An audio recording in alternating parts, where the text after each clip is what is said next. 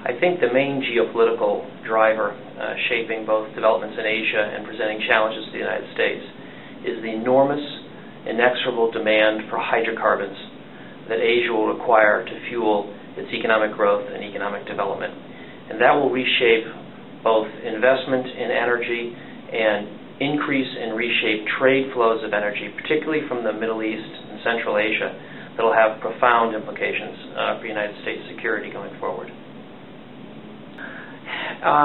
In terms of oil markets, I think there's a big shift underway, and it has to do with geopolitics and the nature of the global oil market itself. And what it means is that for the first time in about 90 years, there's no supplier group, in my view, no OPEC or no Seven Sisters conglomerate of international oil companies that is able to stabilize the price of oil. We're seeing much less spare production capacity in OPEC. OPEC countries are not able to invest enough to both meet growing demand and keep a buffer of quickly producible spare production capacity that historically has been used to stabilize prices. So if I'm right that OPEC's control over the global oil market is weakening, what it means is that oil prices are going to gyrate much more than we've seen in recent history, going back to the 1970s. This means, especially when there are problems in the Persian Gulf, when there are geopolitical disturbances, even relatively small disruptions of oil supply will translate into large price shocks that will be felt in Asia. So Asian countries, as in the United States, have to deal not only with how much they're importing, what their import share of energy is, but also how to manage wild gyrations in prices that will result if OPEC's control over the market is receding, and if geopolitical conditions in the Middle East, the Persian Gulf especially, remain tumultuous, which I expect they will.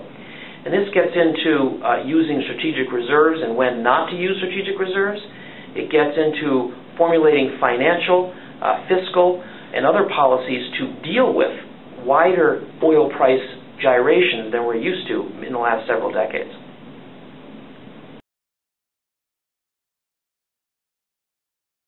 More and more dependent on imports of hydrocarbons, especially from the Persian Gulf and Central Asia. In fact, the Middle East, which now supplies about 40% of global oil, is going to go up to about 50%. And countries like China are going to see their import dependence of oil go from 55, 56% now to over 80%. So Asian countries are going to become much more dependent critically on flows of oil and natural gas from Asia, from the Persian Gulf and the Middle East region. And that is going to mean they are going to seek to protect those flows by building alliances with countries along those supply lines, to build strong alliances with producer countries in the Persian Gulf and the Middle East and Central Asia.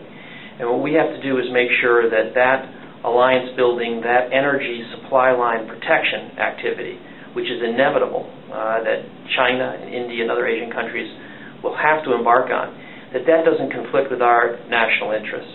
But in some ways, really, the Carter Doctrine and the Reagan corollary to it, i.e. that the Persian Gulf is a core area of U.S. national interest, and that we will not allow foreign or regional powers that are hostile to the United States to dominate that region. The basis of that in the next 30 years is going to be even stronger. Or let me put it another way. The reasons that gave rise to the Carter Doctrine and the Reagan corollary to it are going to be more important in the next 30 years than they were in the last 30 to 40 years. Well, I guess I would say we need to hope for the best but prepare for the worst. In the hope for the best category, work with countries like China and India. Help them get the technology they need to develop their own resources for energy, both conventional hydrocarbon as well as alternative energy. We in the United States have that technology. They need it. Help them to put in place sound energy efficiency and environmental policies. Help them to reform economically so that their economies become more sensitive to market prices and less driven by subsidies. Help them build strategic stocks and use them cooperatively with other countries. Encourage China and other countries to cooperatively secure their energy flows from the Middle East and the Persian Gulf, not in an adversarial fashion, but work with us to promote peace and stability in the key energy regions of the world and secure the supply lines between those regions and their countries. So there's a whole host of things we can do, recognizing that Asian countries are only going through what we did 30 or 40 years ago, and they have legitimate needs, legitimate concerns, and we have the means and we should have the interest in helping them to secure the energy they need. However, we must be realistic and recognize that the scramble for resources can lead to conflict in Asia, in the Southeast Asia and other areas, and can lead to countries potentially deciding to secure their energy in adversarial forms, where they tend to edge out the United States or supplant the United States and other Western countries in terms of their national interest in the Persian Gulf, the Middle East, and in Asia itself. And we must make sure we have the military and the political capability to resist that if it comes